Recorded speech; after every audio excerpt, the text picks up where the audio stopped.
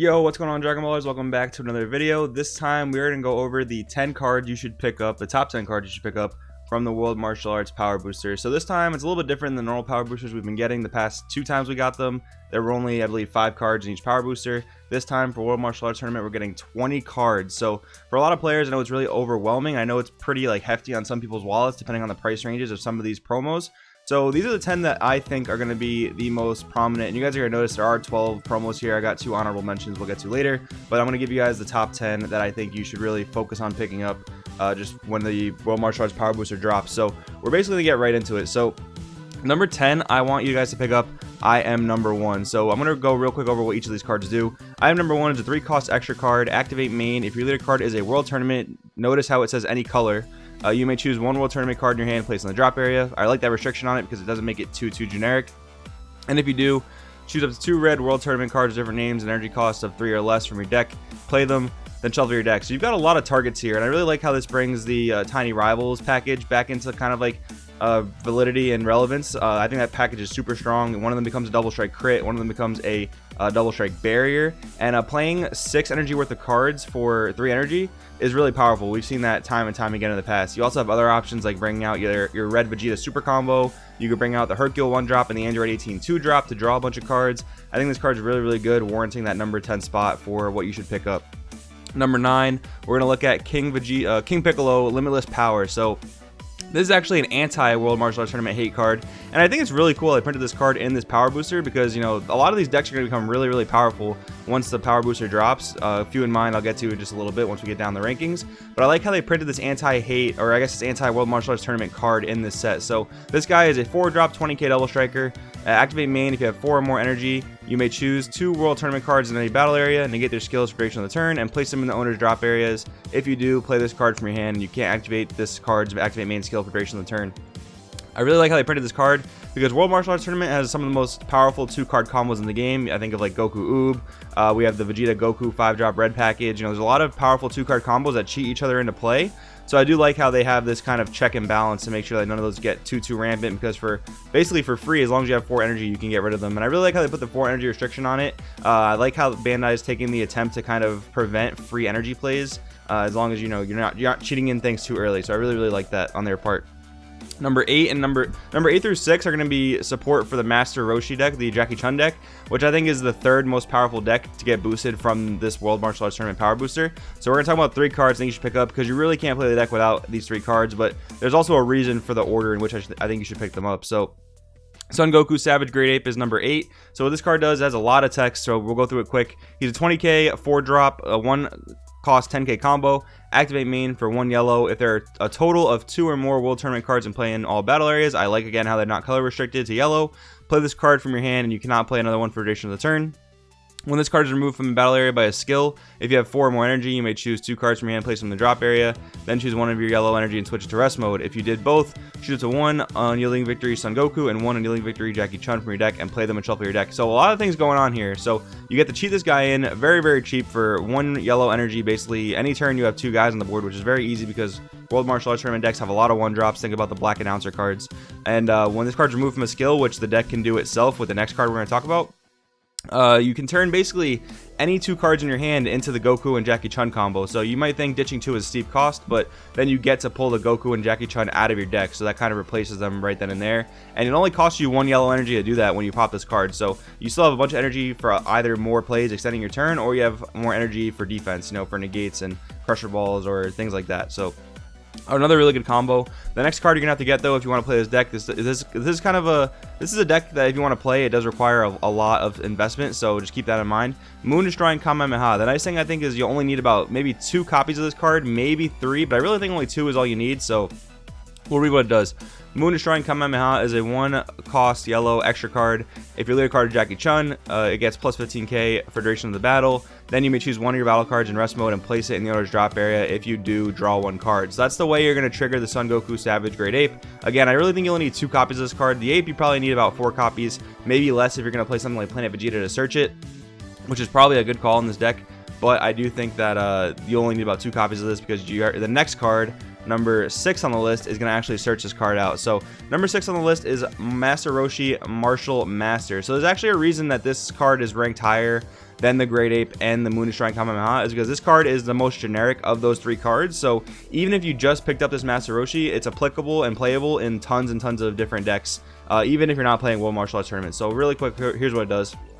It's a 1-cost yellow battle card, 4k attack power, 5k combo. Auto, when you play this card, choose 1 card in your life and add it to your hand. So it's almost a replacement for Bardock the Progenitor. It's not nearly as threatening because it is only a 4k attacker. Not even 1 combo will threaten most unawakened leaders, but it does have that nice effect of just coming down, taking a life, helping yourself awaken. So that's something to keep in mind. That's why I think it's the most generically good card from the Jackie Chun archetype. So the next effect, activate main, pay 1 colorless, choose 1 card in your life, add it to your hand, and then choose up to 1 Moonstrike Kamehameha from your deck, add it to your hand, shuffle your deck, then negate the skill for duration of the game. So per copy of Masaroshi, you can only do that once per game, but realistically, you're only going to need to do it once per game. And the only reason I would include 2 Moonstrike Kamehameha in your deck, why I think you should pick up 2, is because you don't want to get screwed with 1 being in your life, right? So you want to make sure you do have 1 copy in your deck for when you play as Masaroshi, you can grab it. This Masaroshi is probably going to be an automatic 4 of, in my opinion, so that's why it's ranked highest on the list out of the Jackie Chun cards, because it's the most generically good card. Just a 1-drop yellow Self-Awakener. Next up, at number 5, we have Bobbity the Mastermind. So this is a 4-drop red battle card, only 5k attack power. But that's not a problem. You're never really going to attack with this guy. I do like how he's a 5k combo. A lot of big Bobbities are 10k combos, but I guess those are mostly older cards. So he is a 4-drop auto. When you play this card, if you play the card is a World Tournament, again, not restricted to anything, but I do think this is going to be best in the Announcer deck. And if you have 4 or more energy, you may choose 1 card from your hand, place it on top of your deck. If you do, choose up to 1 Supreme Showdown Vegeta from your deck, play it, then shuffle your deck. So we'll just go over that first part of the effect. Not restricted to any color coordination or any color combination, but I do think this most highly benefits Announcer, because there's not a lot of other good mono red Announcer decks unless you're playing or World Tournament decks, unless you're playing I'm Number 1 and Tiny Rivals and all those types of things. So Announcer being able to basically color fix everything and only having to play this card and the Supreme Showdowns kind of helps that out a lot. And being able to play Battering Laser and having more yellows to charge in Announcer is going to be really good with this combo. So basically, it's turn any card in your hand into a Vegeta from your deck, which I really like. You know, they don't make you have to have the Showdown in your hand. Maybe that'd be a little more balanced, but I don't think this is too broken by any means. A turn 4, 2 double strikes. You might have to have Battering on board, but we'll see what happens with that. So the next part of the effect is auto. When this card is placed in a drop area from a battle area by a skill, choose all of your red World Tournament cards, and they can't be KO'd for duration of the turn. So I really like this part of the effect as well. So basically, when you bring out the Vegeta, you KO the Bobbity to bring out the Goku, and it gives your Showdowns battle protection, which is really nice because Announcer can't play Cronoa. So one of the biggest issues with Announcer is, you know, getting Shugesh Kid Goku popped or Shugesh Explosive Gohan popped, right?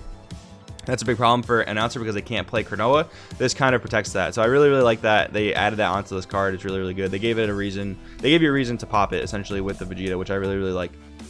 Next up, after Bobbity, we're going to look at Vegeta Jr. Heroic Successor. So what this guy does is he's a critical 4-drop, 19k, so kind of low attack stats for a 4-drop, but that's not really the important thing. You're never actually really going to hard cast this guy.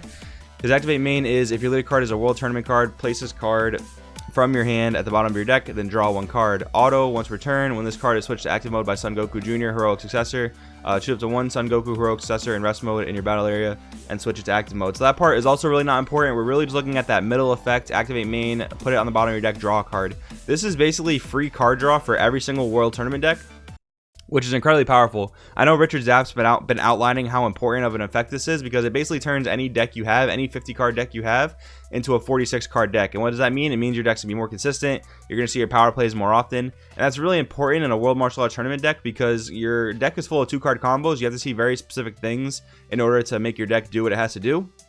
So being able to filter through that deck as fast as possible is just super important. So this might be a mandatory 4 of in any single World Martial Arts Tournament deck you decide to play. So for that reason, I do put it higher on this list, but I do think there are a few more powerful cards that you can get away with not playing this card. So we're going to talk about those right now. Number 3, we have Videl Proudest Mother. So what she does is she is a 4-drop 5k attacker, so pretty weak stats, but you're never really attacking with her. She also can reduce her own cost. Permanent if your leader cards are World Tournament and you don't have any battle cards in play in your battle area, reduce the energy cost of this card in your hand by 2. So it becomes a 2-drop blue, 2 specified, so you gotta pay the 2 blues. Auto, when you play this card, choose up to 1 Hercule Proudest Grandpa from your hand and play it. So you take the Hercule from your hand and play it. At the end of your turn, you may place this card on top of its owner's deck, and if you do, choose one pan power sword from your deck, play it, then shuffle your deck. So I really like how they organize this card. Obviously, it lets you play the Hercule pan combo on turn 2. So what that means is you'll trigger the Hercule to draw 2 and untap 1 at the end of the turn, and then you have your pan coming in to turn 3, ready to be a dual attack, double strike 25k, which is really powerful. I like how they pull the pan out of the deck as well and not the Hercule, because it means you can play less copies of pan, maybe like 3 copies, because it is a 110k combo and you definitely don't want to clunk on those. So I do like how this pulls the pan out of the deck and requires you to have the Hercule in hand. I'm a big fan of that. Next up, we have Dende, Astute Savior. This is the number 2 slot for the card that you should pick up from the World Martial Arts Tournament set, because it's so generically good. So let's read what it does. It's a 1-cost blue extra card. I wonder why they decided to make it blue, because it's not necessarily splashable in all the World Tournament decks because of its blue cost. Like something like Jackie Chun, it's kind of hard to splash blue if you're going to play pure Jackie Chun, because there's so many good engines in that deck that you can't really splash blue. But this is going to be good, obviously, in Oob. It's going to be very good in Announcer, because Announcer makes it essentially colorless.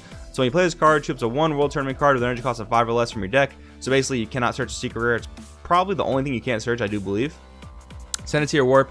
Shuffle your deck. At the start of your next turn, add the card sent to your warp by this skill to your hand from the warp. So essentially, it's just as good as searching any card in your deck, because you don't get it right away. But on turn 1, you don't really need it right away. You don't need that extra 5k combo right away, and then getting it on the next turn for such a free range search, it's perfectly fine. It's not a hindrance at all. Activate main, pay 2 colorless energy. If you lead a card as a World Tournament card and you place this card in your owner's drop area, choose a 1 World Tournament card with energy cost 3 or less from your hand, send it to your warp. At the start of your next turn, play the card sent to your warp by the skill from your warp. So there's a lot of really cool combos you can do with this. Obviously, you're cheating in any 3 drop or less for 2 energy, which is super powerful. They will come into play on your turn 3, but playing them for free, essentially, playing those guys, not having to pay energy costs for them, and then having 3 more energy to play with for the rest of the turn is super strong. So essentially, there's a really powerful combo with Dende, the Astute Savior, on turn 3 that a lot of people, I know Richard's app has also talked about this.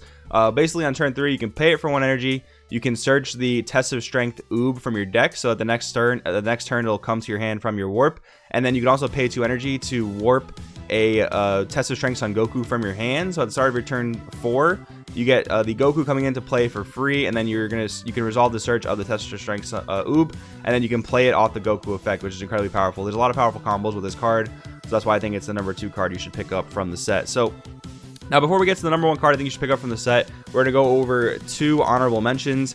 The first one being a Mr. Boo the Mischievous. So this is a 1-cost counterattack blue. I do like how they're making a lot more counterattacks and counterplays with bodies, basically, just like in the anniversary box. But so his auto is, when you play this card, if your opponent has 2 or less energy, your opponent can't attack with battle cards with energy cost of 2 or less for the duration of the turn, unless they choose 1 card from the hand and places it on top of their deck. So I really like how they're printing all these answer cards that aren't necessarily silver bullets. It gives the opponent the option to play, but this basically puts in check a degenerate thing like Storm, right? But since Storm is basically neutered, this card would have been on the list if Bardock never got banned, but since Bardock is banned, I really think the presence of Storm is going to dip a lot, because it's not really as pressuring, not as aggressive. So this is an honorable mention for sure. I think you should have this if you can afford it. If you can afford to get all the rest of these cards on these lists, I would think you should pick up Mr. Boo the Mischievous, just in case. Heroes Mafuba, another honorable mention, is a 1-cost green counter battle card attack. So negate the attack, and if there's a green god card in play in your battle area, place this card on top of the attacking card. So it basically acts like a regular Mafuba, but it's a 1-costed and it's green, so it gives green a little bit more of that flexibility in terms of counter cards. But it does require you to have a green god in play for the Mafuba type effect. So that could be good in any future Namekian decks coming forward. I'm almost positive that Namekians will get more support as the game goes on. It's such a fan favorite archetype. So this is definitely a card I would consider picking up if you can get all the rest of these cards on this list and money's not necessarily too much of an issue. But the number 1 card I think you should pick up is Mutaito, Skill of a Sage. I think that's the number 1 card you should pick up from the power booster for a few reasons. First, what it does: counterplay. Play this card during the counterplay step. Auto: when you play this card, if it's your opponent's turn, you may place this card in the owner's drop area. If you do, choose one of your opponent's battle cards with energy cost greater than their energy, ignoring barrier. Switch it to rest mode, and that battle card can't be switched to active mode until the start of your next turn. So a lot of people in the Dragon Ball Super community group have been talking about how this card gets around Height of Mastery, because what Deflect says is that it's not affected by counterplay cards, but you can still activate counterplay cards in that window. So let's say your opponent is going to activate Path to Greatness to bring out Height of Mastery. You can, in response, play Mutaito, Skill of a Sage.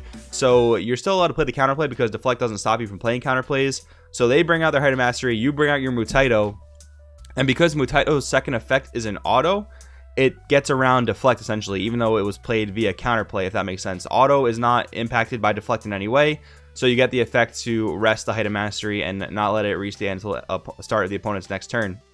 So yeah, this card is really powerful for that reason. It really just puts in check a lot of big things, like it puts in check the grade 8 baby combo. This puts in check the green Broly deck from the starter deck. This card is just so generically good, and I think it's going to be so good going forward with all the powerful decks we have. I think that Height of Mastery, Green Broly, and Vegeta Baby are going to be some of the top premier decks you should be looking out for in the next format. So this is why I put this card at the #1 slot for the World Martial Arts Power Booster that you should pick up. But guys, these are just all my opinions on cards you should pick up. The 12 cards essentially that I think you should pick up if money is no object. You know, and definitely pick up the cards on top of the list before you pick up the cards at the end of the list, in my opinion. But of course, pick up whatever you guys want to play. I definitely think that there's so many cool decks coming out of the World Martial Arts Power Booster tournament. So let me know what you guys think about these rankings. Let me know what you guys want to pick up from the set. Hope you guys enjoyed this video. Thank you for watching, and I'll see you guys next time.